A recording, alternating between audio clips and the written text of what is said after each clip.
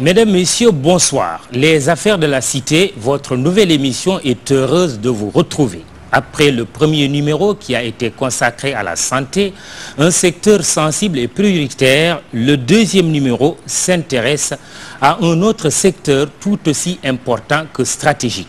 Il s'agit de l'éducation, plus particulièrement de l'enseignement supérieur. Sujet brûlant, sujet préoccupant, sujet passionnant, sujet ô combien important pour le présent et le futur de notre pays. Il n'y a pas un seul pays au monde qui a pu se développer sans un enseignement supérieur de qualité. Deux questions centrales. Qu'avons-nous fait de notre enseignement supérieur qui, il faut le reconnaître, avait des atouts non négligeables au début des indépendances? Notre système d'enseignement supérieur actuel est-il de nature à pouvoir nous assurer un développement économique définitif?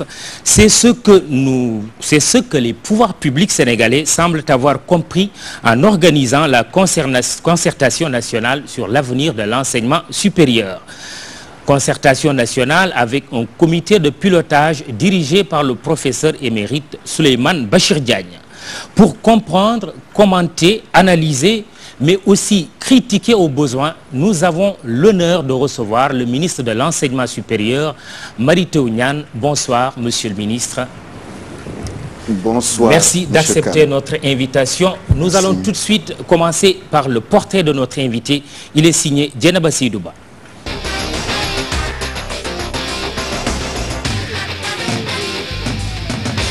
Mary Teuw Niane, son nom prête à équivoque. Beaucoup le prennent pour une dame. Le ministre de l'Enseignement supérieur et de la Recherche en rit. Moi, ce qui m'amuse, c'est à chaque fois que je reçois un courrier ou une note, de voir est-ce qu'il n'y a pas d'erreur sur le prénom. Oui. Parce qu'au moins 2 fois sur 3, il y a une erreur. On écrit Marie, M-A-R-I-E, le Teuw parfois T-E-W, oui. Ainsi de suite. Il y a toujours quelque part où il y a, même ici. Donc j'ai fini par abdiquer, comme on dit. Et vous rigolez quand vous voyez ça? Ah oui, je rigole, ça ne me fait plus rien du tout. Né le 15 juillet 1954 à Dakar Bongo à Saint-Louis, Mary Teuw Niane, un mathématicien. La rigueur, sa personnalité. Si je voudrais décrire le ministre Mary Teuw Niane, j'utiliserai 3 traits. C'est d'abord un homme qui a une vision. C'est un homme qui réussit à faire partager ses idées et à convaincre ses collaborateurs, parmi lesquels moi-même. J'avais parlé de 3 traits. C'est un monsieur qui a une pensée claire. Un bon mathématicien, lorsqu'il argumente, les idées sont claires. Et le 3e trait, c'est que c'est un monsieur qui a l'agir juste. C'est-à-dire pour toute décision qu'il prend, il y a une concertation avec non seulement ses principaux collaborateurs, mais ensuite avec toutes les personnes de son ministère et même des environnements. Nommé ministre le 29 octobre 2012, Mary Teuw Niane a changé de vie et de travail. Il est le patron de l'enseignement supérieur, mais ses conférences et cours à travers le monde lui manquent terriblement. Ah si, ça me manque énormément. Et il faut dire ça a commencé à me manquer d'ailleurs en étant recteur. Parce que c'est extraordinaire. Donner des cours, avoir une salle de classe et, comme on dit, sympathiser avec elle, communier avec elle et discuter, échanger. Ça, je pense que c'est difficilement remplaçable. Mary Teuw est père de 5 enfants. Le ministre de l'Enseignement supérieur change de visage et de look le temps d'un week-end. C'est ma manière d'être à la maison. Pour dire la vérité, le costume, la cravate, je me suis imposé cela quand j'ai été nommé recteur. Parce que ce n'était pas mon habillement traditionnel. Et évidemment, étant ministre, je suis obligé de mettre ça. Mais dès que j'entre ici, je m'en débarrasse le plus rapidement possible. Et le blouson, c'est mon habit le plus, comme on dit, traditionnel ici. Mais le comportement reste intact, de la fermeté même à la maison, un défaut de la vie de son épouse.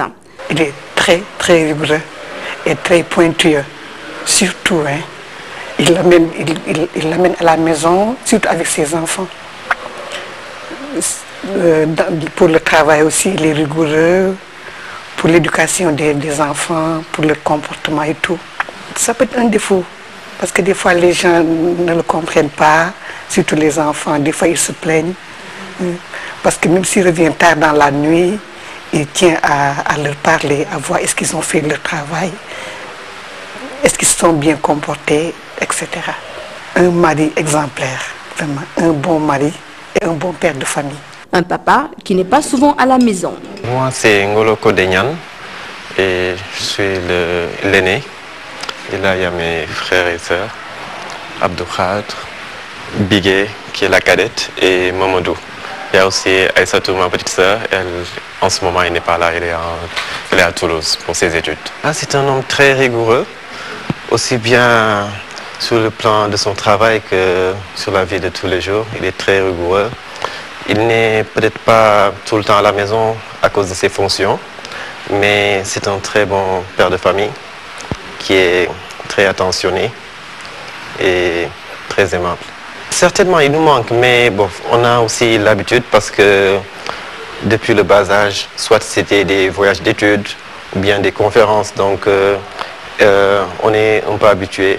Et il y a la maman qui est là, donc ça va quoi, on ne se plaint pas trop. Mary-Teuw Niane, un homme au sourire facile, je le porte. Mais derrière ce visage accessible se cache un homme très timide. Le ministre de l'Enseignement supérieur et de la Recherche, un homme fou du travail avec un CV de plus de 25 pages, un amoureux des mathématiques et de son épouse, un papa qui se bat pour la réussite de ses enfants. Je suis très fière. Je t'aime, papa.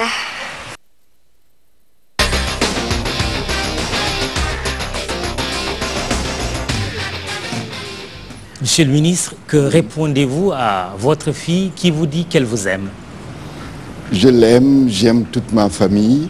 Je suis attentif à leur réussite et je l'aime d'autant plus qu'elle porte aussi le nom de ma maman, que j'aime par-dessus tout. Alors, est-ce que vous pensez que vous êtes un bon père de famille parce que les responsabilités vous occupent depuis des années, recteur de l'université Gaston Berger de Saint-Louis, pour ne citer que cette fonction, et celle aujourd'hui de ministre de l'Enseignement supérieur et de la Recherche? Je pense qu'ils ont été indulgents. Je pense que je l'ai été complètement autour des années 90 jusqu'au milieu des années 2000. Et ce qui explique d'ailleurs, quand vous voyez les enfants, vous avez deux groupes. Ceux qui sont au moins bilingues au niveau national, qui parlent le Wolof et le Pulaar, et la dernière génération qui comprend le Pulaar et ne le parle pas, parce que je n'avais pas eu assez de temps à la maison pour leur apprendre ma langue maternelle. Donc ils sont indulgents, je pense. Ministre de l'Enseignement supérieur et de la Recherche, au moment où l'université sénégalaise, on le dit, est en crise, comment, tout de suite, quand vous avez été nommé ministre, vous avez attaqué ce problème? Il faut dire que je n'ai pas perdu de temps. Parce que d'abord, c'est une responsabilité confiée par le président de la République. Servir au plus haut niveau son pays, je pense qu'appelle à mobiliser son énergie, ses connaissances, ses compétences et aussi tout l'espace pour essayer tout de suite de s'attaquer à ce système qui est en crise, comme vous l'avez dit. Et vous le confirmez, il est en crise? Il est en crise. Et la concertation, d'ailleurs, a eu à le dire, et le comité de pilotage dans son pré-rapport. Ce n'est pas nouveau. Mais j'ai eu l'avantage d'être dans le système et d'avoir participé à beaucoup de réflexions, d'en avoir dirigé certaines. Et je pense que ceci m'a permis tout de suite de mettre en œuvre une des instructions importantes du président de la République, qui était la tenue des concertations nationales pour l'avenir de l'enseignement supérieur. Car il s'agit ici d'avoir un diagnostic et d'avoir une feuille de route pour la décennie à venir. Et je pense qu'au bout de 4-5 mois, nous avons pu tenir ces concertations grâce à une équipe, un comité de pilotage dynamique avec le professeur Souleymane Bachir Diagne. Nous nous sommes aussi mis en relation avec les partenaires, puisque nous avons rencontré très tôt les syndicats, les parents d'élèves, en fait tous ceux qui sont concernés par l'école et l'enseignement supérieur, le monde du travail, le MEDES, le CNP et d'autres structures, pour nous faire une idée claire et aussi amener tout le monde à comprendre. Et vous l'avez dit dans votre introduction, que l'enseignement supérieur, la recherche et l'innovation sont les principaux leviers du développement économique de ce pays. Si nous voulons atteindre l'émergence économique, c'est là qu'il faut appuyer. Donc il faut résoudre les problèmes et regarder vers l'avenir en mettant en œuvre évidemment une politique qui, de toute façon, devra résoudre des problèmes qui sont devant nous. Vous voyez, l'année dernière, nous avions eu 33 000 bacheliers, avec 70% de littéraires. Dès maintenant, nous avons 107 000 candidats au bac. Vous imaginez le saut. C'est une excellente chose, mais en même temps, il faut se préparer, d'autant plus que c'est des bacheliers avec un profil qui n'est pas adapté à ce que nous voulons faire à travers l'économie du pays. Donc nous nous sommes attaqués tout de suite à cela, les questions des infrastructures, l'ouverture du premier institut supérieur d'enseignement professionnel, la planification de la carte universitaire et de l'accès, et en même temps les questions latentes, les questions qui étaient là en suspens, les questions posées par les syndicats et posées par les étudiantes et les étudiants.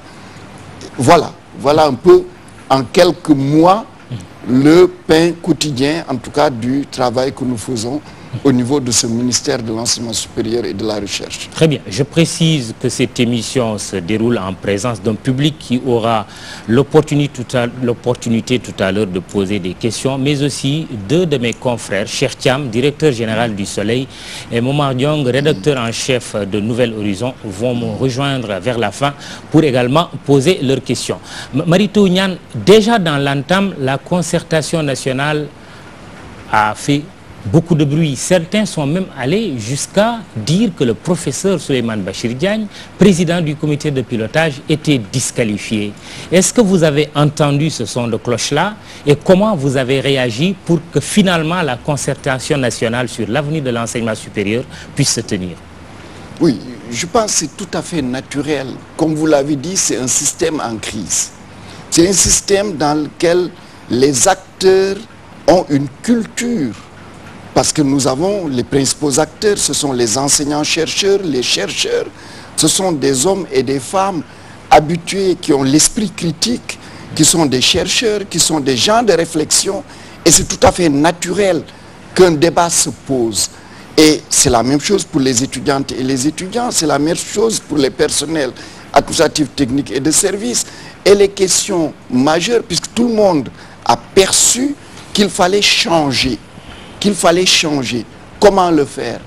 Changer, évidemment, touche des intérêts, touche des situations établies et amène sans doute des ruptures. Et ceci, évidemment, a entraîné un grand débat et je trouvais que c'était très positif.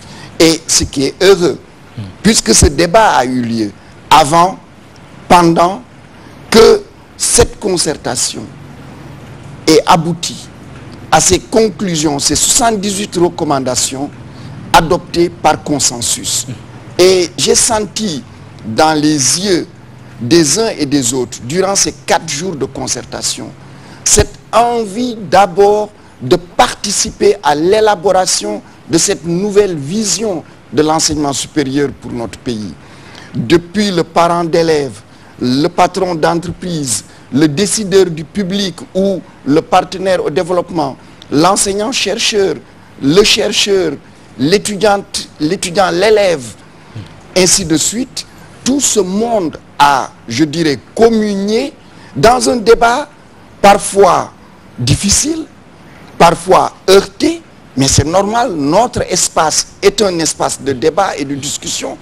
Et en fin de compte, nous sommes arrivés à ces conclusions et j'en suis heureux parce qu'aujourd'hui, j'ai 78 mesures, c'est une feuille de route et nous avons dès l'après-midi commencé à travailler pour opérationnaliser cela et en vue d'un conseil présidentiel qui va arriver dans les semaines à venir, je peux même vous dire pratiquement le 6 mai, et qui va permettre au gouvernement de prendre de grandes décisions, particulièrement le président de la République.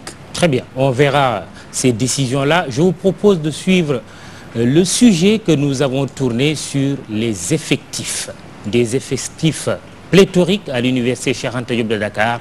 Et c'est un reportage de Fatou Kinedem.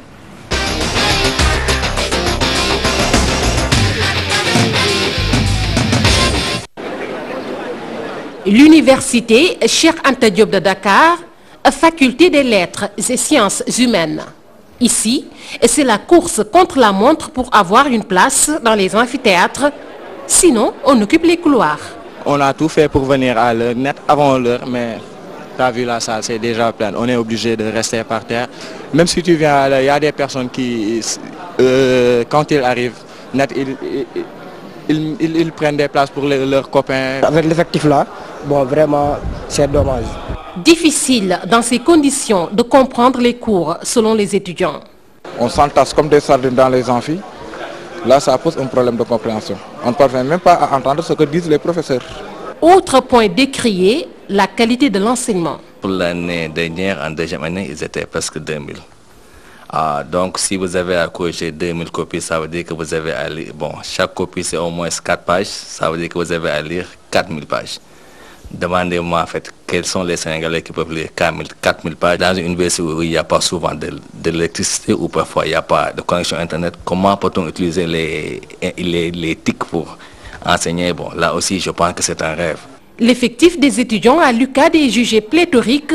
Un paradoxe, vu que le Sénégal est toujours à la traîne concernant le nombre d'éduqués. On ne peut pas développer ces pays-là avec tout juste 1% d'éduqués. C'est impossible. Dans tous les pays émergents, les gens parlent de 50 à 70% des gens qui sont éduqués. Et c'est là aussi la base. Il ne faut pas qu'on se leurre. Cette façon élitiste, cette façon jacobine de concevoir l'enseignement-là, ça, c'est pas bon. On est loin d'être submergé, débordé ou envahi par des étudiants. Ce n'est pas le cas. Mais Dakar est envahi. Ça veut dire qu'il faut alors dégraisser l'université de Dakar, favoriser la montée en puissance des autres universités. Soucieux de leur avenir, les étudiants remettent en cause le système LMD, licence, master, doctorat. Légima Dakle en Wolof, voilà le slogan qu'ils donnent à cette réforme, contrairement aux enseignants. Là, moi, je dis non, je ne suis pas d'accord avec le slogan des étudiants. Parce que l'année dernière, les étudiants parlaient de L1, disaient que c'est le système Goana. Parce que justement, en L1, on a vu que beaucoup d'étudiants ont eu à avoir 42 crédits et sont passés en deuxième année. Donc, il faut qu'on mette les conditions, qu'on accompagne les étudiants. Quand un étudiant entre dans le système public, qu'il puisse sortir avec un diplôme supérieur. Si cette réforme est l'une des solutions pour sauver l'enseignement supérieur, sa réussite est à revoir dans ce contexte. À l'université de Dakar, vous avez des effectifs qui ne vont pas avec le LMD. Le LMD, ça suppose enseigner autrement, une interaction, un contrôle continu et justement un accès à la documentation et même parfois un travail de terrain pour des étudiants. L'UCAD compte 217 salles fonctionnelles disponibles pour 23 253 étudiants. Actuellement, le nombre d'étudiants avoisine les 80 000 pour moins de 1500 enseignants.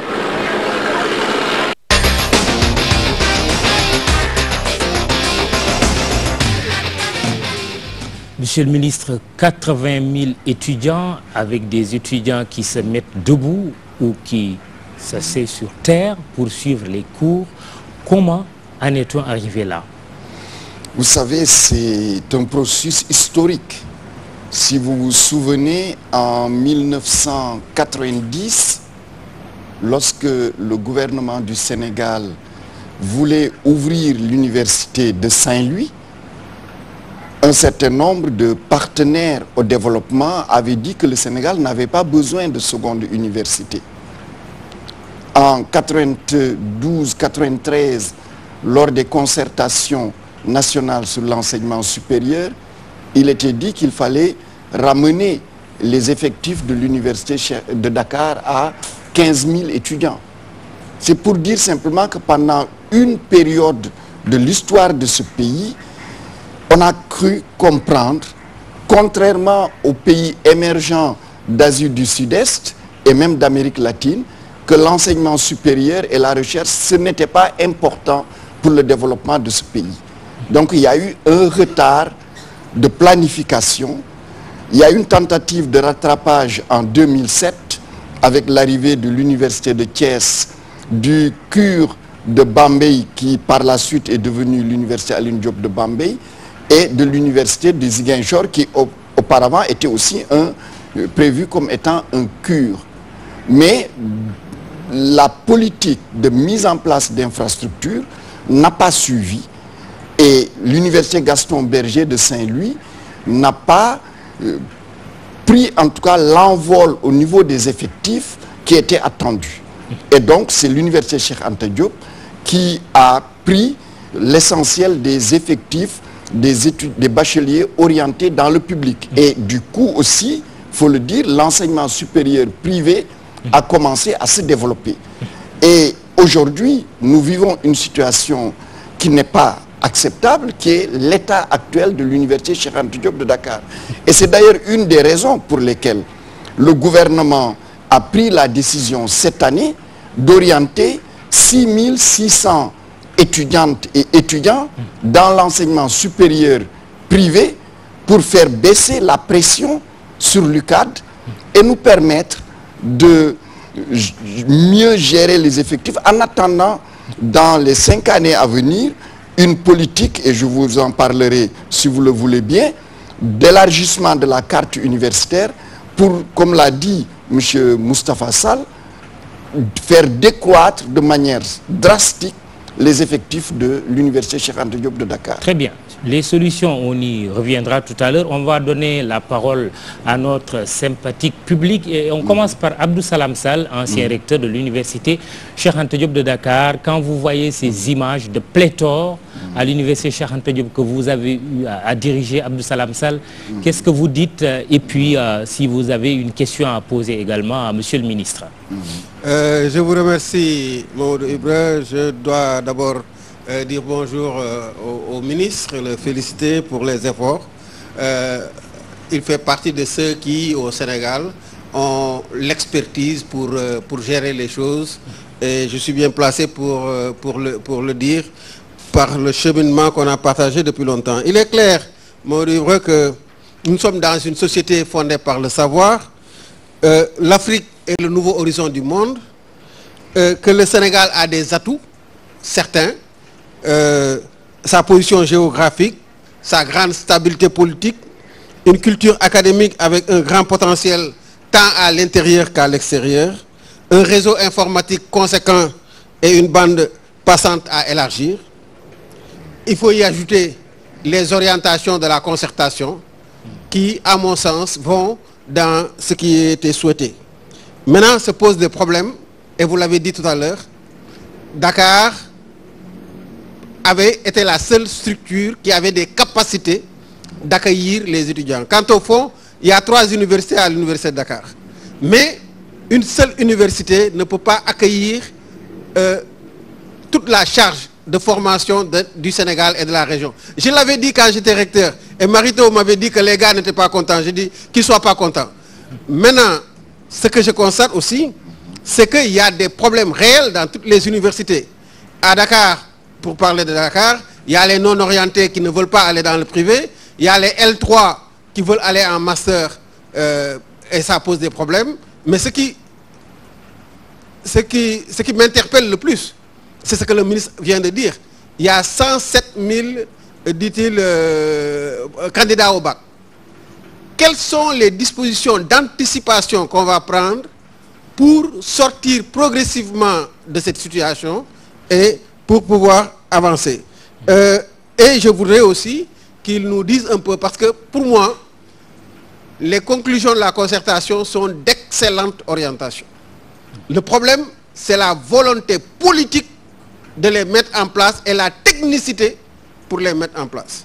Et je voudrais qu'ils puissent nous éclairer là-dessus en vous félicitant pour ce format et ce débat. Il me semble qu'on est arrivé au moment où il faut internaliser davantage l'enseignement supérieur dans la société sénégalaise et on peut en tirer un grand profit vu l'environnement ambiant.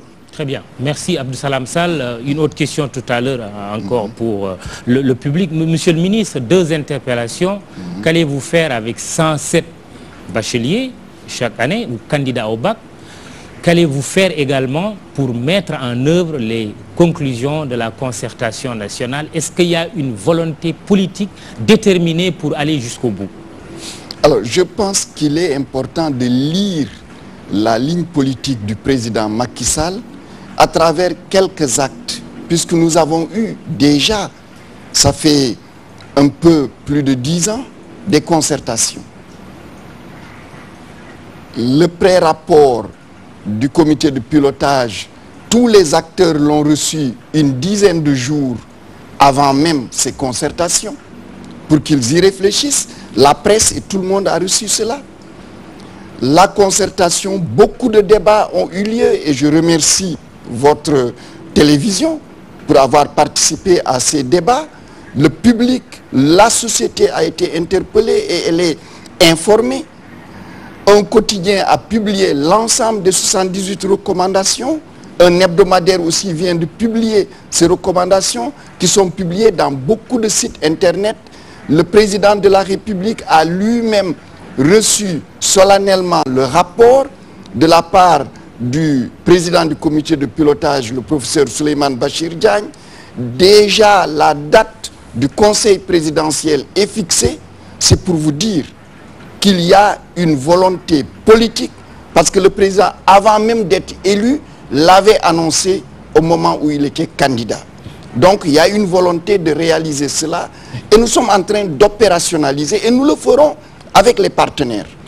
Déjà, vendredi, j'ai une grande réunion au niveau du cabinet, et à l'issue de cette réunion, nous allons appeler nos différents partenaires pour préparer ensemble ce conseil présidentiel. Mais que faire de 107 candidats au baccalauréat quand on a déjà des effectifs pléthoriques, quand on est en retard par rapport aux infrastructures pour accueillir les étudiants? Alors, là-dessus, c'est une question majeure. C'est pourquoi le gouvernement a une politique diversifiée pour résoudre ces questions. Vous le savez, des bâtiments ne poussent pas en un jour. Ça demande un temps de mise en place. Mais déjà, au sein de toutes les universités, il y a un certain nombre d'infrastructures qui ont commencé à être construites depuis 2006, 2007, 2008. Nous sommes en train de les finaliser. Je pense que d'ici 3 mois, nous aurons terminé l'essentiel de ces infrastructures, sauf un chantier à Ziguinchor pour lequel le marché sera résilié. Ensuite, nous avons dans le cadre du projet PGF-SUP que le gouvernement a conclu avec la Banque mondiale, un projet de construction qui concerne pour 3 milliards Ziguinchor, 3 milliards Saint-Louis, 3 milliards Thiès, 2 milliards Bambey et des réhabilitations de locaux pour l'université Cheikh Anta Diop. Ce projet, le volet architectural est terminé. Les chantiers vont démarrer au début de l'année universitaire 2013-2014. Ensuite, vous l'avez vu, en décembre et janvier, le président de la République a signé 2 décrets. Le premier décret qui crée la 2e université de Dakar sur le site de l'université du futur africain, qui va être une université de l'ordre de 30 000 étudiants et une université d'excellence. Et le financement est acquis avec la Banque mondiale. Le président de la République a signé aussi le décret qui crée l'université du Sine Saloum de Kaolack avec 4 endroits qui est Kaolack, Fatick, Kaffrine et Diourbel. C'est une université à orientation agricole et métiers connexes. Et déjà dans le BCI 2013, il y a un financement dedans. Sur quel délai? Parce que le flux d'étudiants n'attend pas. Non, je suis précision importante, c'est-à-dire qu'on parle d'effectifs pléthoriques, alors qu'en réalité, on est en sous-effectif quand on parle de population estudiantine. La norme de l'UNESCO fixe ça à 2% pour 100 000 habitants. Nous sommes en deçà de ça, on est autour de 0,5%. Oui, nous sommes en train, je vous dis, le plan que nous avons, et vous allez vous rendre compte que nous allons répondre à toutes ces questions. Ensuite, nous avons le réseau d'instituts supérieurs d'enseignement professionnel. Vous avez le premier, vient de démarrer cette année à Thiès, qui est donc des formations Bac plus 2, de formation professionnelle avec une période d'immersion en entreprise. Cet ISEP, le premier, est financé par la Banque mondiale. Et la carte universitaire va comporter, dans les régions telles qu'elles existent aujourd'hui, 14 ISEP. Un ISEP dans chaque région. Et qui va être orienté dans les potentialités économiques de la région. À cela, il faut ajouter maintenant l'université virtuelle sénégalaise. Vous le savez bien que ces murs n'ont pas le temps de se mettre en place, à part les infrastructures en cours. Et cette université virtuelle, le comité de pilotage a été mis en place. Elle est accompagnée par les espaces numériques ouverts qui sont des bâtiments d'un étage avec 200 ordinateurs accessibles 24 heures sur 24. Ceci, à cela, il faut rajouter l'enseignement supérieur privé qui est là et qu'on a utilisé cette année pour les institutions qui avaient des filières accréditées par le CAMES. C'est tout cela qui va nous permettre d'accompagner dans cette courte période, en attendant que toutes les infrastructures à l'horizon 2015-2016 ou 2016-2017 soient en place pour accompagner l'orientation du nouveau bachelier et aussi en prenant en charge les changements qu'apportent ces 78 recommandations, qui est d'orienter vers plus de professionnalisation et aussi plus d'adéquation avec les perspectives d'emploi et plus aussi de capacité des étudiantes et des étudiants de créer eux-mêmes leur propre emploi dans notre société. Très bien. Je vais demander à un étudiant dans la salle de poser une question. Vous êtes étudiant, n'est-ce pas? Merci d'avoir répondu à notre invitation. Une question d'un étudiant à Monsieur le ministre. Vous vous présentez et puis vous posez votre question. Merci beaucoup, Mamadou Ibrahim. Je suis le président de l'amicale de la faculté des sciences économiques et de gestion Baïdjam.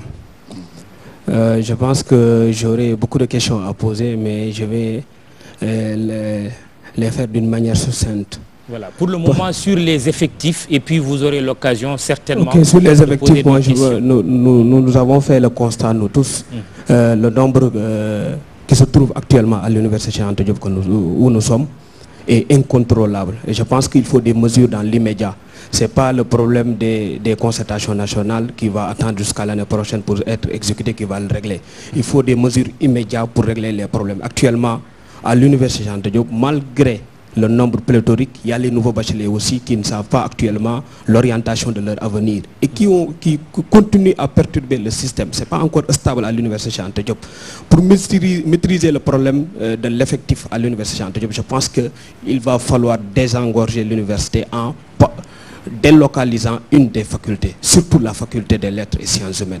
Voilà nous ce qu'on a proposé depuis presque 5 ans et le ministre, nous interpellons sur ça. Le ministre, on a écrit pratiquement à tous les ministres qui ont eu à se succéder dans ce ministère et jusqu'à présent nous n'avons pas de réponse. Est-ce que le ministre est prêt à désengorger l'université en délocalisant une faculté comme la faculté des lettres? Très bien, question très précise. Monsieur le ministre, la fac des lettres, c'est la faculté la plus peuplée. Nous allons faire décroître de manière drastique sur une durée de 5 ans les effectifs de l'UCAD. Ça, c'est la première des choses. La concertation a préconisé la mise en place d'une commission ad hoc chargée de réfléchir sur la manière de redynamiser l'UCAD et de la revitaliser. Cette commission va être mise très rapidement en place pour donner des pistes de réflexion. C'est pour cela que vous me permettrez de ne pas anticiper sur ce que va décider la commission.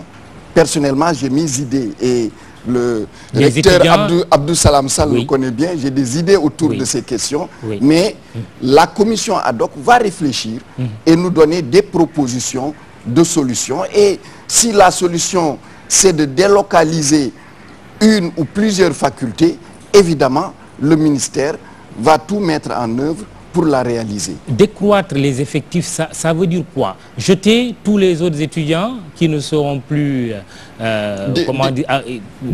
ne pourront plus être accueillis, les jeter à la poubelle, qu'est-ce que vous allez en faire? Non, décroître les effectifs, cela veut dire réduire dans les années à venir la proportion de nouveaux bacheliers que l'UCAD va accueillir. Étant entendu que l'UCAD a signé un contrat de performance qui lui alloue des ressources supplémentaires et contrat de performance dans lequel l'UCAD s'est engagé à un certain nombre d'objectifs, en particulier d'améliorer l'efficacité interne de sa formation, donc d'améliorer ses taux de réussite, ce qui veut dire améliorer le flux sortant de l'UCAD. Donc en réduisant le taux de nouveaux bacheliers que l'UCAD va prendre, parce que les autres universités vont monter en puissance, que l'université virtuelle sénégalaise va être opérationnelle, que les nouvelles universités vont démarrer, que même l'enseignement supérieur privé pourrait prendre des effectifs supplémentaires, conjugués à des sortants plus nombreux au niveau des licences, au niveau des masters et au niveau des doctorats, évidemment, l'effectif de l'UCAD va baisser de ces 72 000 ou 75 000 étudiants cette année, pourrait, au bout de 5 ans, arriver sans doute autour de 60 000 étudiants, ce qui commencerait déjà par rapport aux 1500 enseignants-chercheurs qu'a cette université, à avoir des taux d'encadrement corrects, je dirais. J'aimerais bien donner la parole au représentant du recteur de l'université Cheikh Anta Diop de Dakar, qui doit être peut-être dans la salle. Monsieur Saliou Ndiaye, le recteur lui-même, s'est excusé. Je pense qu'il doit être représenté par le doyen de la fac de droit. Est-ce qu'il est dans la salle? Non. Alors, Saliou Ndiaye a averti, mais vraiment avec, en martelant là-dessus, que si on diviser l'université Cheikh Anta Diop en plusieurs universités, ce serait tout simplement la disparition de l'université sénégalaise. Vous avez lu certainement cette déclaration forte. Qu'est-ce que vous en pensez? Vous voyez, je préfère ne pas donner d'opinion puisque la concertation nationale pour l'avenir de l'enseignement supérieur a fait un choix. C'est de dire, nous gardons l'entité Université Cheikh Anta Diop de Dakar. Et nous allons voir maintenant comment la réorganiser pour qu'elle soit plus performante. Aujourd'hui, l'UCAD, sur le classement web des universités africaines, est 15e et première université francophone.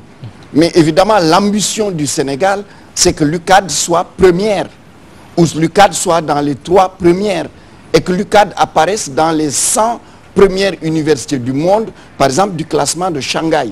Donc ceci demande une réorganisation de fonds, et c'est cette réorganisation de fonds à laquelle nous appelons tout le monde à apporter chacun sa contribution pour que le Sénégal, enfin, puisse relever le défi. Nous le relevons parce que le fait d'être première université francophone signifie déjà que dans la sous-région... 15e en Afrique. Oui, mais si vous regardez les 15 premières universités, ce sont quasiment les universités d'Égypte et les universités d'Afrique du Sud, pour l'essentiel. Mais nous devons aller plus parce que nous le pouvons.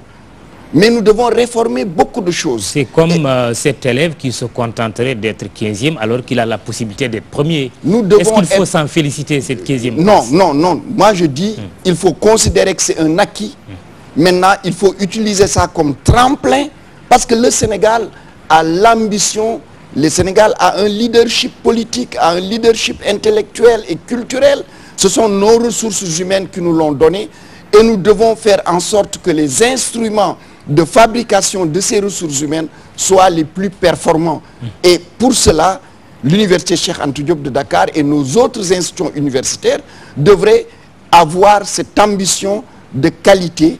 Et c'est pourquoi, dans cette concertation, une place particulière a été donnée à l'université Cheikh Anta Diop de Dakar. C'est la seule université pour laquelle il y a eu une réflexion particulière. Parce qu'elle a un rôle l'éclater en plusieurs universités? C'est quoi l'avis de Monsieur le ministre? Je reste dans la recommandation de la concertation nationale pour l'avenir. Ce débat est derrière nous. Le débat qui est aujourd'hui, c'est que pour au moins une décennie en tout cas, tout le monde devrait se dire, mettons en œuvre cette recommandation et donnons-lui corps et faisons en sorte de réformer tout ce qu'il y a à réformer.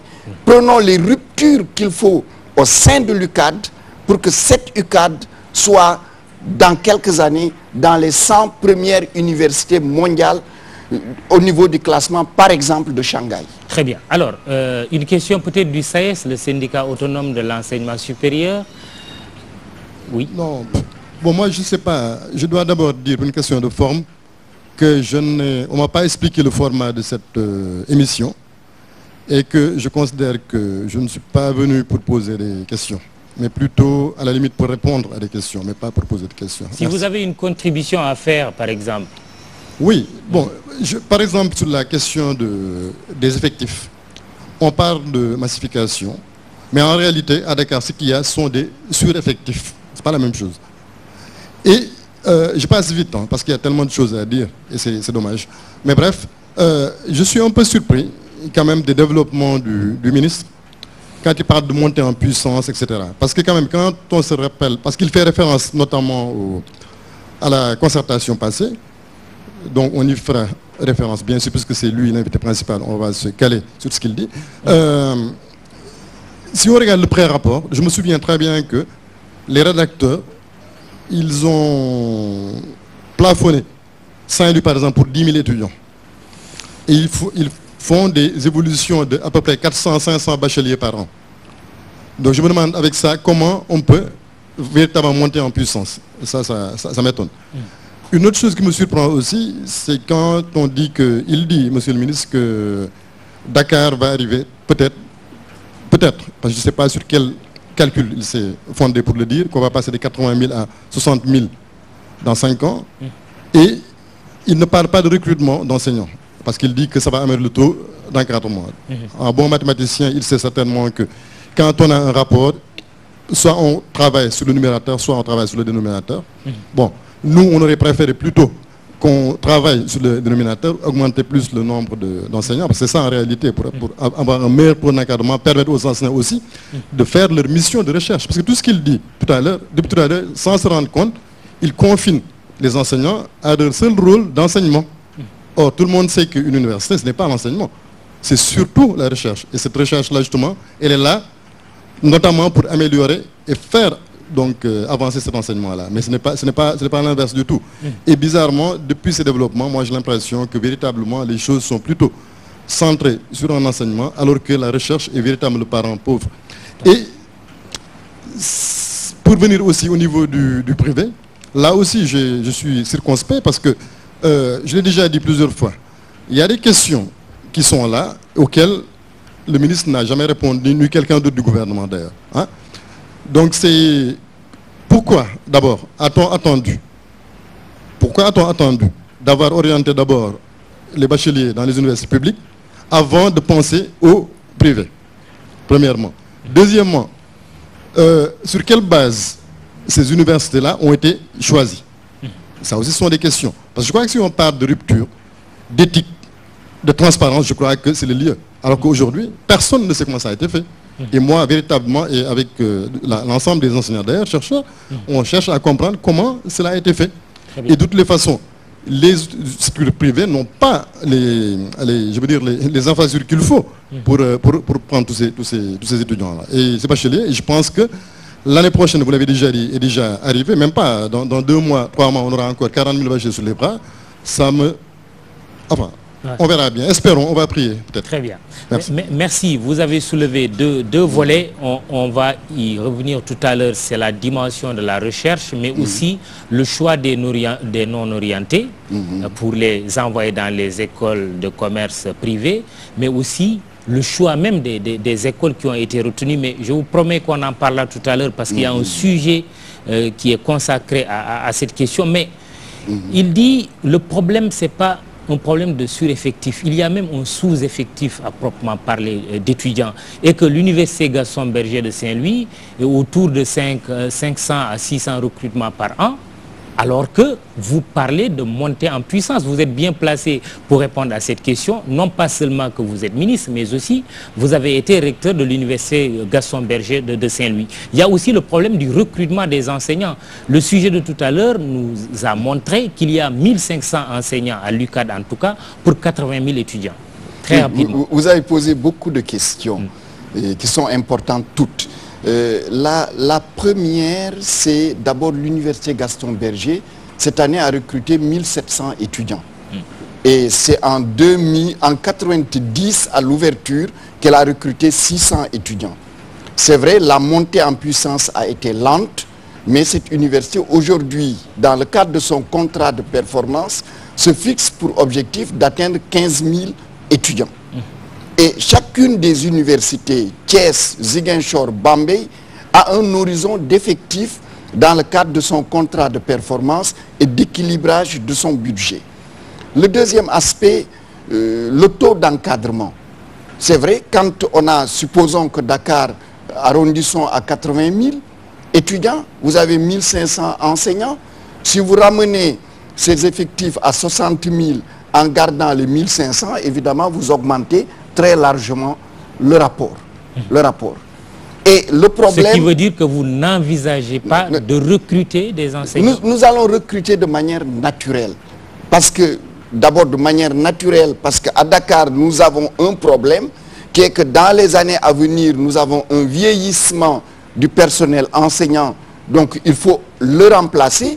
Mais d'autre part aussi, il faut, dans le cadre de ce contrat de performance, diversifier les filières de l'UCAD, parce que vous le savez bien, vous prenez l'exemple de la faculté de lettres, beaucoup d'enseignements, particulièrement de formation initiale de licence, sont restés les mêmes, en tout cas dans leur forme générale, depuis très longtemps.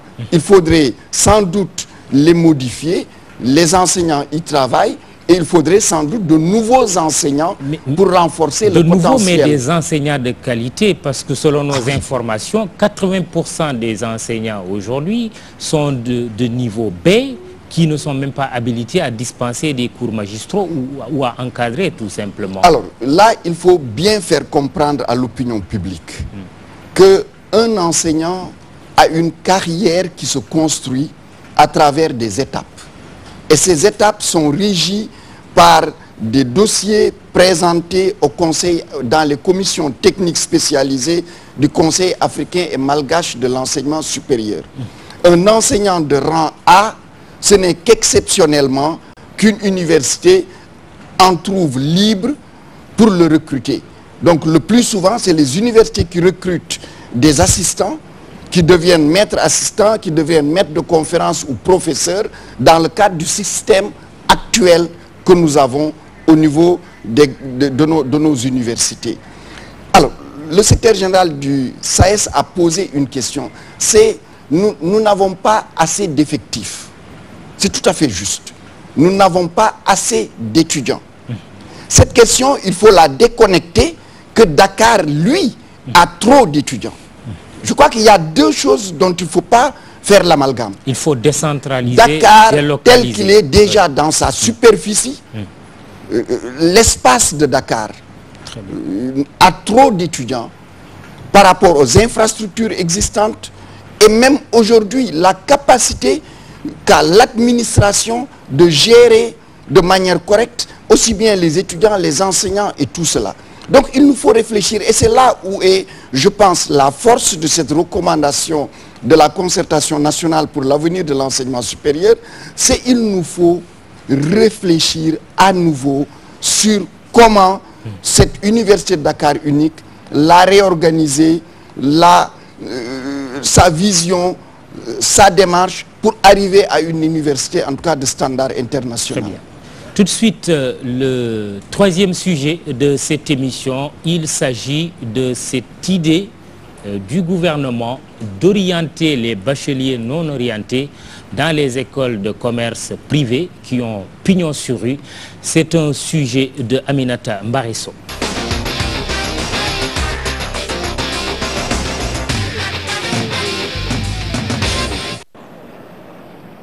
Plus de 6 000 nouveaux bacheliers orientés dans des instituts de formation privés, c'est la stratégie du ministère de l'Enseignement supérieur pour désengorger l'université Cheikh Anta Diop de Dakar. Nous avons ouvert la plateforme d'inscription le 14 du mois dernier et à ce jour nous avons eu 6 700 inscrits et non seulement nous avons clôturé mais nous avons fini d'orienter aussi les bacheliers.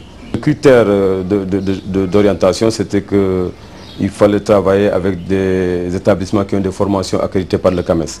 Donc sur les 176 établissements agréés par l'État, seuls 13 présentaient des formations accréditées par le CAMES. Parmi ces 13-là, nous avons travaillé avec 11. Cette initiative du ministère de l'Enseignement supérieur n'est pas du goût de tous les bacheliers. C'est le cas de Lamine Touré et ses camarades qui se sont regroupés en collectif pour dire non à une orientation dans le privé. Nous sommes prêts à rentrer chez nous que d'aller dans ces universités privées-là. Parce que nous avons été catégoriques avec les différents délégués que le ministère de l'Enseignement supérieur nous a envoyés ici. Nous avons dit que nous avons des choix et nous avons choisi d'être orientés dans les universités publiques du Sénégal pour suivre des études supérieures, mais pas d'aller faire des formations dans des instituts de formation. Bon, je ne veux pas aller dans les écoles de formation, c'est parce qu'actuellement, je veux d'abord faire des études supérieures. Études supérieures est différent de formation. Je veux étudier ici à l'UCAD parce que j'ai toujours opté pour venir ici à l'UCAD, faire ici mes études supérieures. Maintenant, les écoles de formation là qui m'ont proposé et qu'ils ont proposé aussi à autant d'amis qui sont là, qui ont rejeté cela, c'est parce que, de un, nous sommes venus des régions lointaines. Imagine quelqu'un qui vient des régions lointaines. Ces conditions sociales ne sont pas réunies. Si on me demande d'aller partir dans les écoles de formation, c'est pour que je puisse faire ici un mois et rentrer. C'est parce que je ne peux pas souvenir à mes besoins. Ça, ce sont des cas sociaux qui sont là. ITECOM, dans cet institut technique de commerce, près de 800 bacheliers sont orientés.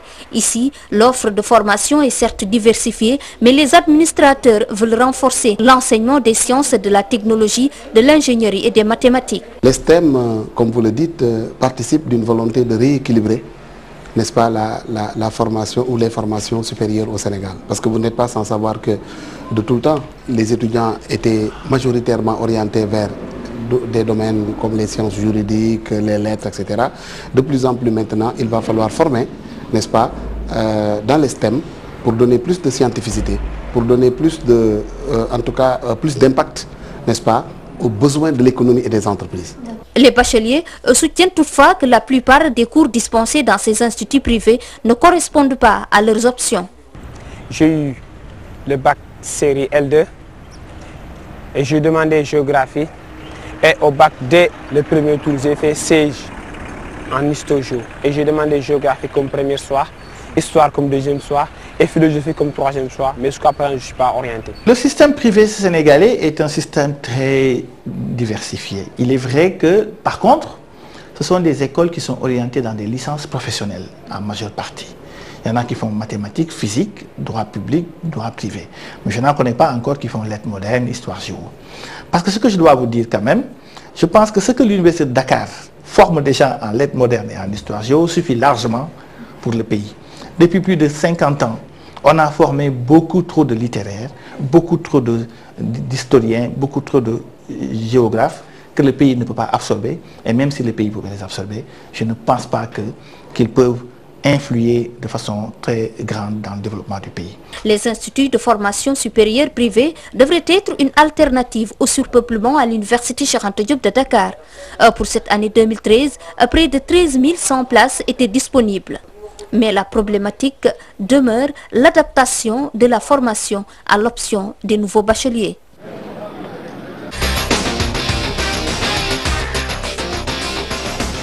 Adaptation de la formation à l'option de l'étudiant nouveau bachelier, pour reprendre la chute d'Aminata Mbarisso, des étudiants qui vous disent on n'ira pas dans ces écoles. Qu'est-ce que vous répondez? C'est leur droit, c'est leur droit. L'État a choisi de leur offrir la possibilité de se former en choisissant des établissements et des filières accréditées par le CAMES. Visible sur le net, il suffit d'aller sur le site du CAMES, www.cames.org, et de voir ces filières.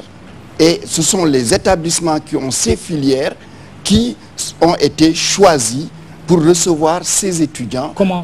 Oui, terminez votre phrase. Et ces étudiants vont dans des filières diversifiées. Vous avez des filières de commerce, des filières de finance, des filières des affaires, vous avez des filières de management de projet, mais vous avez aussi des filières de sciences, de technologie, en physique-chimie, en informatique, en réseau, en télécommunication et même en sécurité alimentaire, etc. Donc l'État leur offre cette possibilité et je pense... Et s'ils disent qu'ils n'y vont pas, ça veut dire adieu les études supérieures, ils assument leur choix? Je pense qu'ils assument, il faut leur dire la vérité. Aujourd'hui, les 6600 ont été tous orientés. D'ailleurs, beaucoup qui parlent sont déjà inscrits et orientés. Ça aussi, je le dis, sont inscrits et orientés. Les étudiants dans la salle, et beaucoup, ça nous le disons parce que nous avons reçu souvent plusieurs demandes venant de l'UCAD et monsieur le directeur de l'enseignement supérieur privé a vérifié et effectivement, ils étaient bien orientés sur le site Campusen. Aujourd'hui, les étudiants, les écoles, une à une, sont en train de démarrer leur formation pour ces nouvelles cohortes. Il faut dire, il y a de vieilles habitudes, qu'on pense que lorsqu'on a le baccalauréat, le seul choix possible, c'est d'aller faire des filières générales dans les universités. Et lorsqu'on n'a pas été orienté à Ziguinchor, Saint-Louis, Bambey et Thiès, la voie naturelle, c'est de venir à l'université Cheikh Anta Diop de Dakar. Est-ce que ce n'est pas légitime pour l'étudiant qui dit « je veux faire histoire ou géographie, je ne peux pas apprendre cela dans une école de commerce ». Mais l'État doit aussi réguler. C'est d'ailleurs l'une des raisons pour lesquelles une des décisions fortes de la concertation, c'est de dire « nous voulons que notre enseignement supérieur produise des scientifiques, des techniciens, des technologues, des mathématiciens, des ingénieurs et des techniciens. » C'est un choix de société pour le développement de notre pays. Et dans ce sens-là, l'État va offrir aux bacheliers aussi bien des possibilités d'aller faire de l'enseignement général pour ceux qui ont la possibilité d'y réussir, ou bien de faire des filières courtes professionnalisantes qui leur permet de s'insérer assez rapidement pour avoir un métier. Vous le savez, on ne peut pas, dans un pays où les ressources sont limitées, que chacun fasse ce qu'il veut. Je pense qu'il nous faut, là-dessus, tenir un langage de vérité aux étudiantes et aux étudiants, leur dire, vous avez le bac, les universités sélectionnent les bacheliers qu'elles prennent selon votre profil. Si votre profil ne correspond pas aux filières choisies par telle ou telle université, vous avez d'autres possibilités et l'État vous offre ces possibilités-là. Avant de donner la parole à un autre étudiant, mais aussi au président ou en tout cas représentant de la Fédération nationale des parents d'élèves et étudiants, mais également un représentant d'une école de commerce, l'IAM Djibi Diakhaté, qui est là. Une petite dernière question, parce que tout à l'heure, le SAES vous a interpellé sur la sélection. Est-ce que ça s'est effectué sur la base de critères objectifs, la sélection de ces instituts et écoles? Il n'y a pas plus critère plus objectif que l'accréditation au CAMES. Parce qu'actuellement, c'est le seul système auquel souscrit le Sénégal et auquel d'ailleurs sont soumis aussi bien les établissements d'enseignement supérieur publics que privés. Vous avez bien dans le public des filières qui ne sont pas accréditées par le CAMES.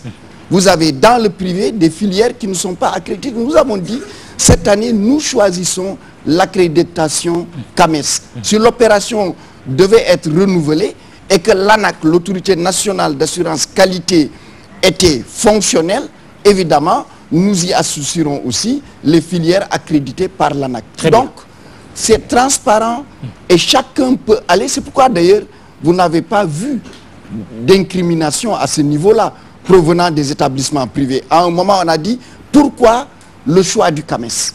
Quand on a expliqué, personne n'a plus dit un mot, parce que c'est un choix objectif et vérifiable. Très bien. Alors, une série de questions, un étudiant par là, si vous permettez, vous permettrez juste à un autre de vos camarades de poser une question et puis vous passerez le téléphone, le micro à votre vis-à-vis de la gauche.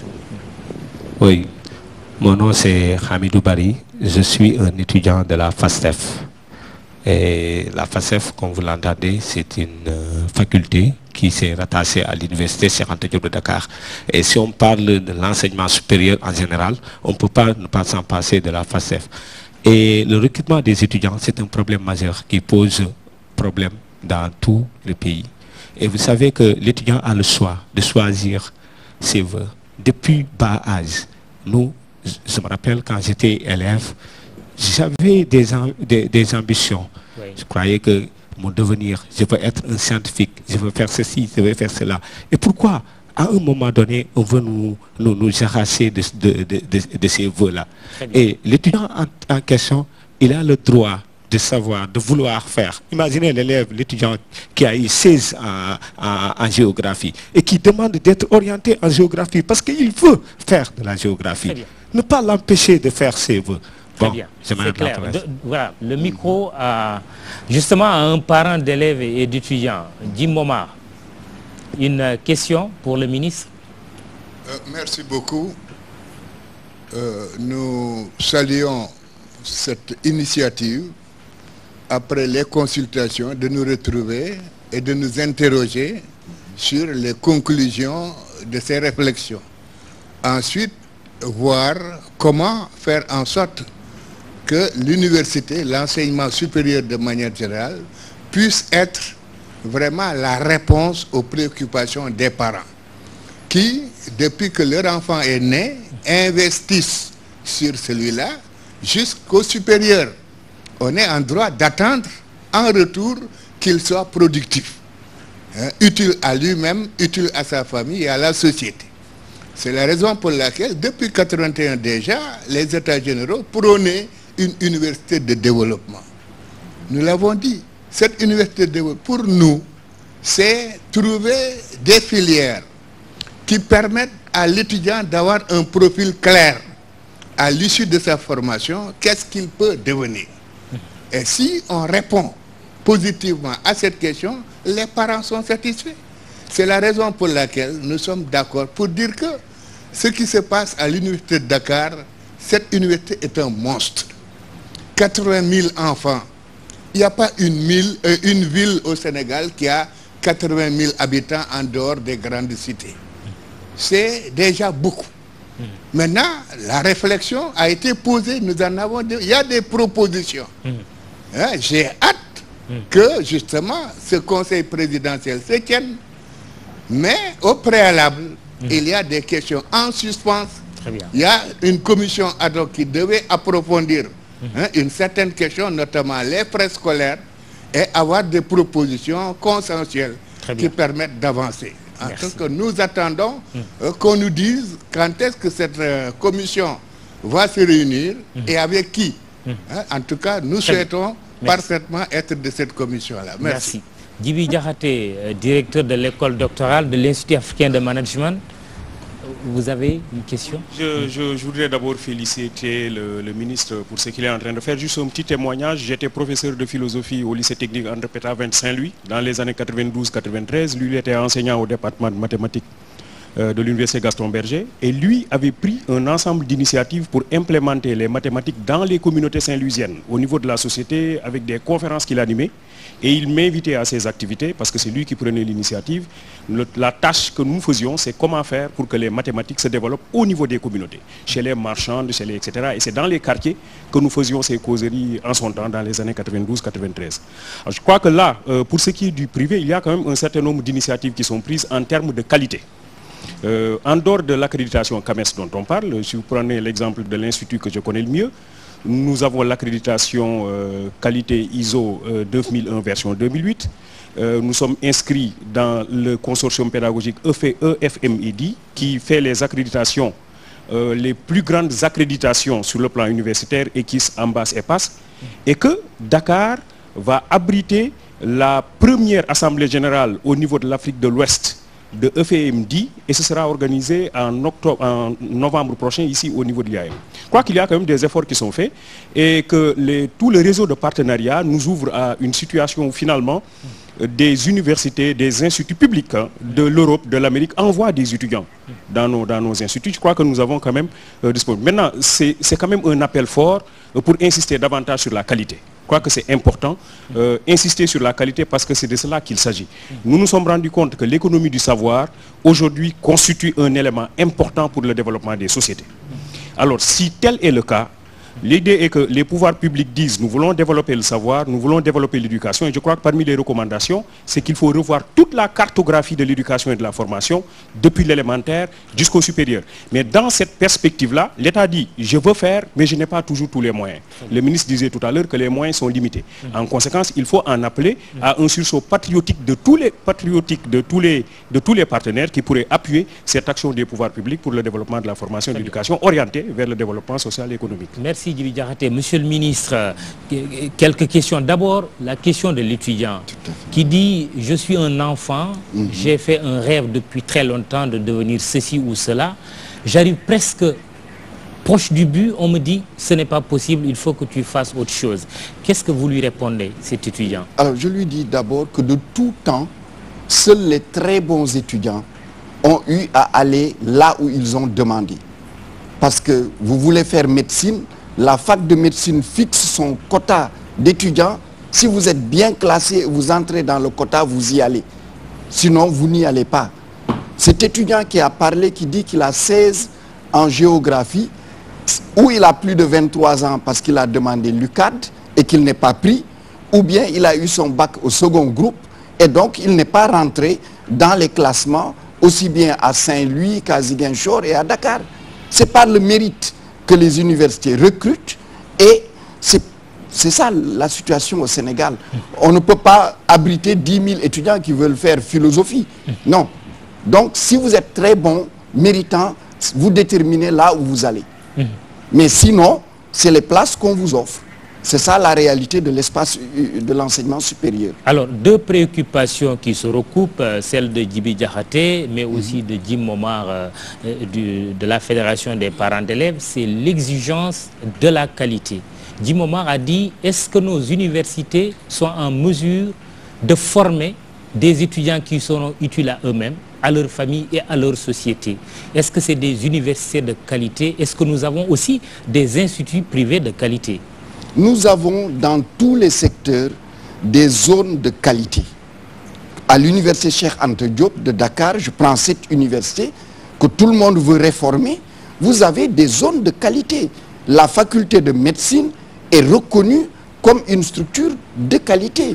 Vous avez l'école supérieure polytechnique, c'est reconnu formant des ingénieurs de qualité dans plusieurs domaines. Et d'ailleurs, des entreprises quittent l'Europe, l'Amérique et viennent recruter ici ces élèves.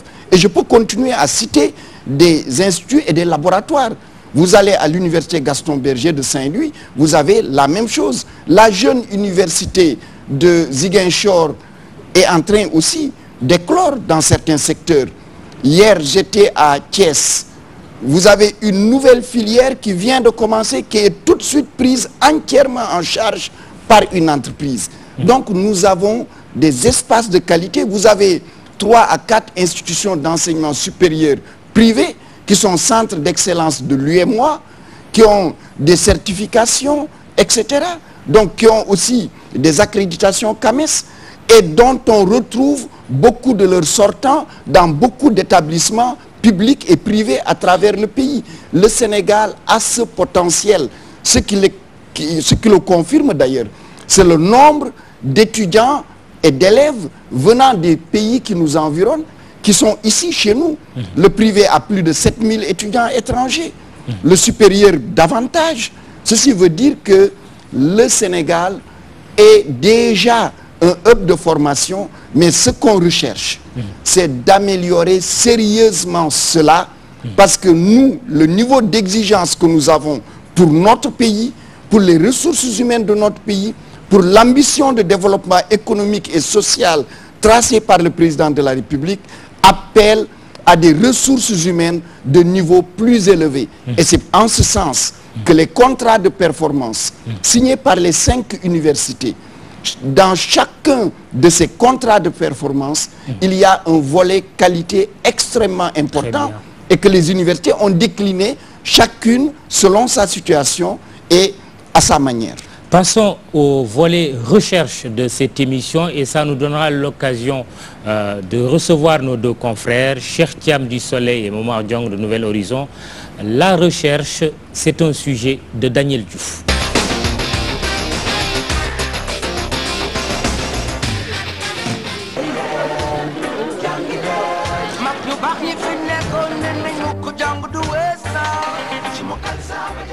Les chercheurs décrivent un environnement peu propice à l'activité, marqué par le manque de politique de recherche élaborée.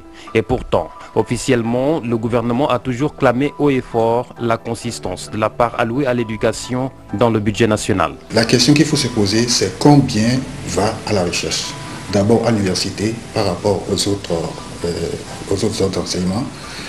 Combien de budget est consacré à l'université et combien de manière spécifique est consacré à la recherche. Le gouvernement n'a pas de politique de recherche et que véritablement même les doctorants, parce qu'aujourd'hui si vous regardez bien le Sénégal, il y a beaucoup d'étudiants en doctorat qui auraient dû quand même être financés parce qu'ils travaillent sur des thèmes intéressants, des thèmes qui peuvent être quand même la source d'inspiration pour apporter des solutions à une multitude de questions. Aujourd'hui, je peux vous dire, en Afrique, il y a des centres de recherche qui ont fermé pour des questions de financement. À défaut d'un financement public, gage de liberté et d'indépendance, les chercheurs suggèrent l'implication du privé. Le partenariat public-privé, une alternative qui devrait seulement venir en appoint sans contrainte ou astreinte dans l'orientation des travaux. Et dans le cas de la responsabilité sociétale des entreprises, je pense que le gouvernement pourrait trouver un système pour qu'au lieu que les entreprises systématiquement créent des fondations, que l'on se tourne d'abord sur le parrainage entreprise-université. On a besoin de s'ouvrir, bien sûr, d'aller vers les bailleurs internationaux, d'aller vers les privés, mais tout en gardant toute la démarche et tout le rigueur qu'il faut, le rigueur scientifique qu'il faut pour faire le travail et arriver à des résultats vraiment pertinents. La recherche souffre aussi de la non-valorisation de la production. Les résultats des travaux publiés ne sont pas suffisamment utilisés par les gouvernements pour élaborer leur politique publique. Et pourtant, les questions traitées sont toujours en rapport avec les affaires de la cité dont ils ont la charge. Les gouvernants aujourd'hui africains, ils ont besoin d'être sensibilisés, ils ont besoin d'être informés de mieux, afin d'être mieux informés sur ce qui se passe aujourd'hui, sur ce qui est produit aujourd'hui par les centres africains pour mieux élaborer leur politique publique. Ils sont légion, les doctorants sur les travaux de recherche se rapportant à des thèmes de développement.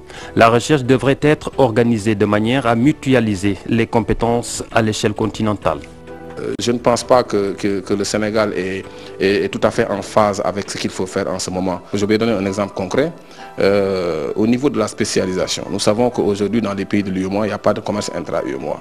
Et qu'il y a une politique de spécialisation qui aurait pu être faite entre les pays de l'UEMOA, qui fait que par exemple, au lieu que le Sénégal consacre des ressources au riz ou à l'arachide, qu'un autre pays s'y consacre, mais tout ceci nécessite des enquêtes pour voir quel pays détient un avantage comparatif dans quel produit. Ce qui pourrait permettre tout simplement, sur la base de recherches scientifiques prouvées, de recherches scientifiques publiées, de pouvoir voir quelle politique de spécialisation au niveau de l'UEMOA on peut faire. Avec des conditions salariales peu reluisantes, des moyens de travail insuffisants, certains chercheurs préfèrent aller s'abriter sous d'autres cieux et intégrer les flux mondiaux de l'intelligence et des compétences.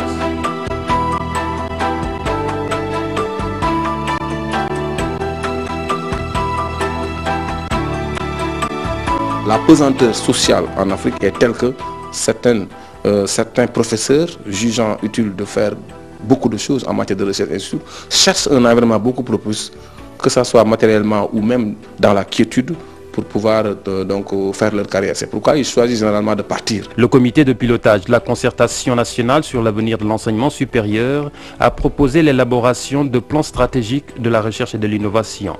Un rapport général a été remis au chef du gouvernement sénégalais. Les chercheurs peuvent espérer qu'une décision finale aboutisse à une politique de recherche qu'ils appellent de leur vœu.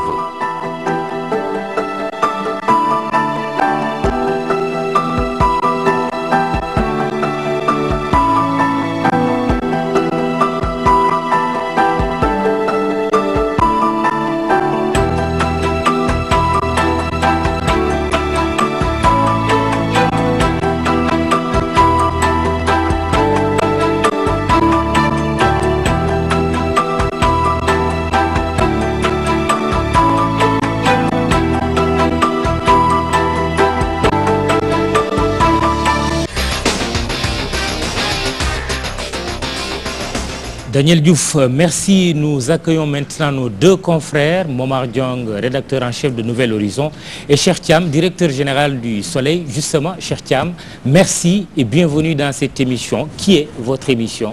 La première question à Monsieur le ministre. Merci beaucoup Mamoudou. Vous me donnez l'occasion peut-être de reposer une question que j'avais adressée à Monsieur le ministre. À l'époque, il était recteur de l'Université de Saint-Louis. Parce que dans mes pérégrinations, j'ai eu à rencontrer ses propres étudiants à lui, à Monsieur le ministre, qu'il avait formé à l'UFR d'informatique et de mathématiques, que j'ai rencontré au Québec, à Montréal et d'aucuns en Suisse. Et je lui disais, c'était au cours d'un déjeuner, je lui disais, Monsieur le recteur, qu'est-ce que vous faites après que le Sénégal ait consacré beaucoup de ressources financières à former des élites? Qu'est-ce que vous faites pour retenir ces élites qui sont aujourd'hui disséminées un peu partout dans le monde? Et je citais notamment ces deux pays. On a longuement discuté à ce niveau. Et aujourd'hui qu'il est ministre de l'enseignement supérieur, ma question revient, Monsieur le ministre. Qu'est-ce que vous faites aujourd'hui? Parce que c'est la qualité de l'enseignement, on l'a évoqué, l'université de développement est fortement corrélée à la qualité de l'enseignement. Le secrétaire général du SAES l'a dit tantôt, la recherche est la base du développement. Aujourd'hui, l'innovation, vous l'avez dit tantôt, et la recherche, même au niveau des entreprises, c'est la base de la performance. Qu'est-ce que vous faites, Monsieur le ministre, dans ce sens? Très bien. Merci beaucoup. Je pense que cela revient à la question que M. Khan avait posée tout à l'heure. Ces niches d'excellence que nous avons. Parce que ces étudiants, ces doctorants qui sont devenus docteurs et travailleurs, au Canada, bénéficient d'une exemption des prédocs, alors que des doctorants venant d'autres pays ont l'obligation de faire ces prédocs. Alors, je pense qu'il y a d'abord l'amélioration des conditions des enseignants-chercheurs et des chercheurs dans notre pays. L'amélioration des salaires intervenue il y a quelques années a fait en sorte qu'un certain nombre d'enseignants-chercheurs et de chercheurs qui sont à l'étranger sont rentrés au niveau du pays. Et nous en avons noté beaucoup, aussi bien au niveau de Saint-Louis, à Dakar, au niveau de Ziguinchor, Bambey, au CESAG et dans certains établissements. C'est la fameuse fuite des cerveaux. Je préfère la mobilité des cerveaux, parce que je reviendrai à cela. Parce que pour moi, ce phénomène est historique et il est de tout temps. Les espaces qui offrent plus de chances d'épanouissement intellectuel sont attractifs et attirent le plus de monde depuis l'Antiquité, le Moyen-Âge et aujourd'hui, on le sent, on l'a vu aux États-Unis, l'Asie commence à jouer son rôle et peut-être demain l'Afrique jouera son rôle. Nous avons besoin de former beaucoup, particulièrement dans ces domaines de sciences et de technologie. Nous avons besoin aussi qu'une partie aille à l'étranger. Une partie, partout. Si aujourd'hui nous voulons former, nous voulons des spécialistes dans des domaines très pointus, de la recherche ou de l'industrie, nous n'avons pas ces industries-là. Nous avons besoin d'avoir des jeunes Sénégalais à l'étranger qui prennent de l'expérience, qui prennent de la compétence, mais ce qu'il faut construire, et c'est là où la concertation nous donne la possibilité, parce qu'elle demande de réviser la loi 81-059, qui est le statut des enseignants-chercheurs. Elle demande de revoir le statut des chercheurs. La Tunisie, en exploitant ses propres statuts, a créé des espaces de retour momentanés pour certains d'entre eux, dont la recherche ou l'emploi n'est pas disponible au Sénégal et qui peuvent venir encadrer les jeunes, participer à des équipes de recherche. L'autre instrument, ce sont les bourses. Nous avons parlé de formation doctorale. Nous agissons dans un vieux schéma où on donne des bourses de 3 ans, 4 ans pour faire un doctorat. Ceci n'enrichit pas nos écoles doctorales. D'ailleurs, nos partenaires donnent des bourses en alternance. Pourquoi le Sénégal ne reviendrait plus, en tout cas nous, ça va être notre choix, d'avoir des bourses en alternance où le doctorant est co-encadré par quelqu'un d'un laboratoire ancré au Sénégal et quelqu'un d'un laboratoire extérieur. Mais pourquoi également le Sénégal est incapable de consacrer juste 1% de son PIB à la recherche? Oui, nous allons... C'est ce qu'exige la norme. Permettez-moi juste de terminer et de revenir sur ça. les doctorants, les bourses de doctorat. Jusqu'à présent, qu'est-ce qu'on fait? D'abord, on donne, je pense, d'une manière qui n'est pas une manière incitative, les bourses de doctorat. Dès lors que vous êtes inscrit en thèse, vous avez une bourse. Les bourses devraient être données aux laboratoires, aux écoles doctorales, aux équipes de recherche. Et ce sont ces équipes-là qui devraient choisir, en contractualisant avec l'État, les doctorants. Et chaque doctorant devrait être accompagné d'un soutien au laboratoire qui l'accueille. C'est ça qui va permettre de faire revivre nos espaces de recherche et de ne pas simplement attendre cela, des soutiens qui nous viennent de l'étranger. Parce que beaucoup de nos laboratoires, y compris d'ailleurs celui que j'avais, ont vécu avec les moyens qui sont venus de l'étranger. Enfin, je viens à votre question. 1% du PIB. Le gouvernement a pris plusieurs décisions que nous sommes en train de mettre en œuvre. La première, c'est de créer une direction générale de la recherche. Parce que le président de la République a compris que notre recherche n'est pas structurée. Y compris dans les universités, les textes qui régissent nos universités, les équipes, les laboratoires ne sont pas pris en charge dedans. Le recteur de l'université Cheikh Anta Diop qui est là, c'est lui-même qui a pris un certain nombre de textes pour permettre à ces structures d'avoir un cadre juridique normal au sein de ces espaces. Donc il faut redonner un cadre juridique. Cette direction générale de la recherche va nous permettre de coordonner l'ensemble de la recherche au niveau du pays, de dégager les financements. La concertation a dit qu'il faut réformer le fonds d'impulsion de la recherche scientifique et technologique. Il va être réformé et orienté vers les problèmes de développement du pays pour les résoudre. Et enfin, un plan stratégique, parce qu'on ne peut pas aller à l'aveuglette. De la même façon que l'enseignement supérieur a bénéficié de ces concertations, un plan stratégique va être élaboré de manière participative et inclusive avec tous les acteurs pour qu'on dise dans les 5-10 années, c'est vers ça que notre recherche et notre innovation va aller. Très bien. Cher Thiam, encore une question avant de passer à Momar Diong. On est rattrapé par le temps. Il a évoqué la question du financement. C'est une question que j'allais poser, mais monsieur le ministre a dit tantôt au début de l'émission que beaucoup d'infrastructures, parce que construire une université nationale performante, c'est des amphithéâtres, c'est des infrastructures. Il a évoqué le BCI, mais vous savez, bon, nous sommes en situation de raréfaction des ressources. Qu'est-ce qu'aujourd'hui les partenaires au développement vont mettre dans la cagnotte pour accompagner le Sénégal, tout en restant quand même dans les limites d'une ingérence tolérable? Parce que vous l'aviez dit tantôt, quand le Sénégal au début des années 90 voulait diversifier, construire des universités, les bailleurs de fonds, parce que c'est eux qui avaient les cordons de la bourse, avaient dit que le Sénégal n'avait pas besoin d'autres universités et voyait la situation nous arranger. Très bien. C'est vrai que celui qui finance donne les orientations. Aujourd'hui, où est-ce que vous en êtes? Je pense que le Sénégal a négocié librement le programme PGF-SUP avec la Banque mondiale. Et c'est dans ce programme-là que nous avons une vingtaine de milliards pour construire des infrastructures dans les 2 années à venir. Et d'ailleurs, le projet a commencé puisque les cabinets d'architecture ont été sélectionnés, que les appels d'offres sont en train d'être préparés. Le Sénégal aussi a discuté librement avec l'USAID pour le programme ERA, éducation, recherche agricole.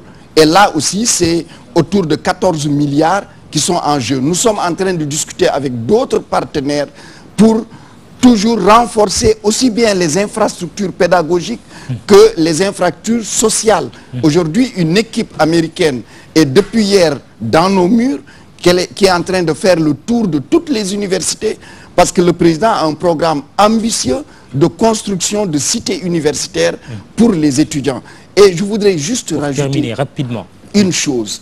Le président a lancé l'équipement des laboratoires, un programme d'équipement des laboratoires de recherche. Nous avons terminé les enquêtes. Tous les laboratoires ont répondu en donnant l'état des lieux et leurs besoins. Nous sommes en train de finaliser cela pour donner un projet ambitieux d'équipement des laboratoires au président de la République. Question de Momar Diong.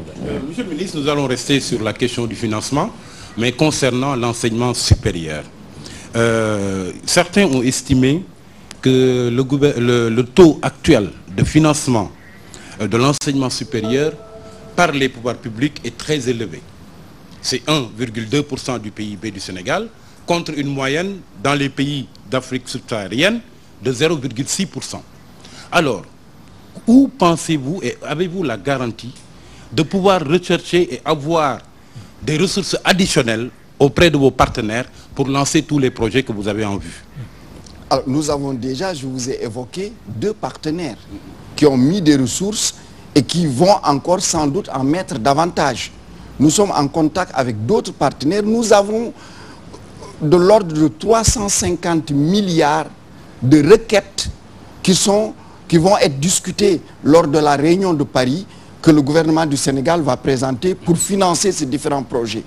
Nous avons élaboré des requêtes qui touchent aussi bien l'extension de la carte universitaire, le renforcement et la réforme du système de recherche et d'innovation du pays et aussi le renforcement de la gouvernance.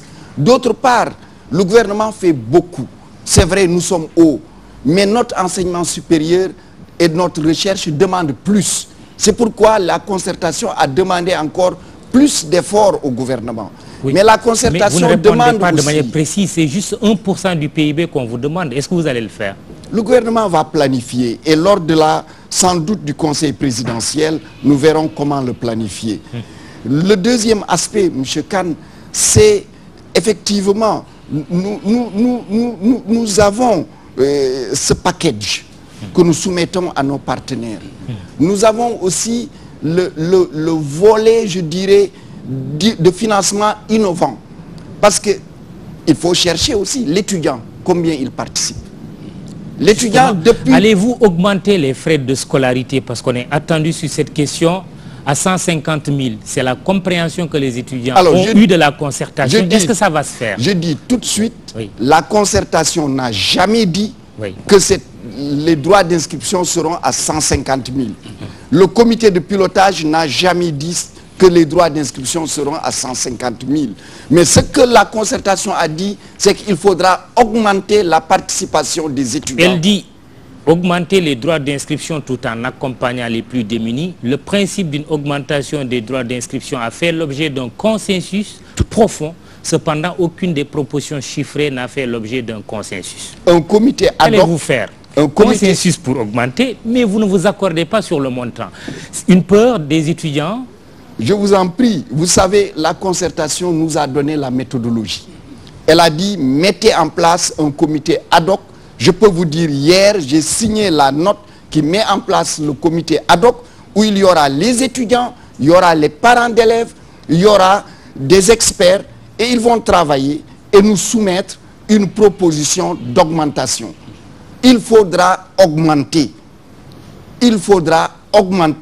les droits d'inscription. 4300, ce n'est même plus le droit d'inscription au préscolaire.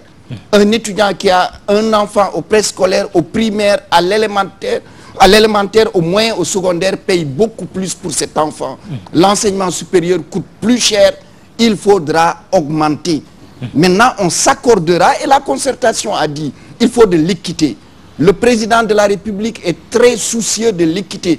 C'est la raison d'ailleurs pour laquelle ces bacheliers non orientés, le président de la République a dit, il faut leur trouver un endroit pour se former et une formation de qualité. Là aussi, pour les étudiants dont les parents seront démunis, n'auront pas les moyens de le faire, l'État verra les moyens d'accompagnement pour leur permettre de réussir leurs études. Dernière question de Momar Diong, parce que le temps est complètement épuisé. Monsieur le ministre, l'opportunité de la tenue de concertation nationale sur l'avenir de l'enseignement supérieur est unanimement saluée. Mais il se trouve qu'il y a certains qui font remarquer que l'approche qu'elle propose est si sectorielle pour être efficace et qu'il nous fallait plutôt essayer de cultiver au niveau de l'élémentaire et au niveau du secondaire le goût des sciences et des techniques. Est-ce que votre gouvernement a suffisamment pris en compte cette nécessité d'une approche plus globale? Oui, je pense que c'est pris en compte déjà dans l'orientation socio-économique de notre pays. Le président de la République veut un pays émergent, veut un pays qui exploite ses potentialités Et sa base, ce sont ses ressources humaines. Et les ressources humaines seront fondamentalement sciences, techniques, ingénierie et mathématiques. Et c'est dans ce sens-là que l'enseignement supérieur, dans sa concertation, est allé dans ce sens. Mais c'est dans ce sens-là que, sans doute, l'éducation nationale, puisque nous avons un système compartimenté, aura à répondre à cette demande de l'enseignement supérieur, puisque c'est une demande de la société sénégalaise qui est de réorienter. On sait que pour réorienter, il faut partir du préscolaire. Il faut que nos enfants qui sont dans les cases des tout-petits, dans les préscolaires, aient envie d'apprendre les sciences et envie de se réaliser à travers les sciences. Cher Thiam, parce que c'est terminé.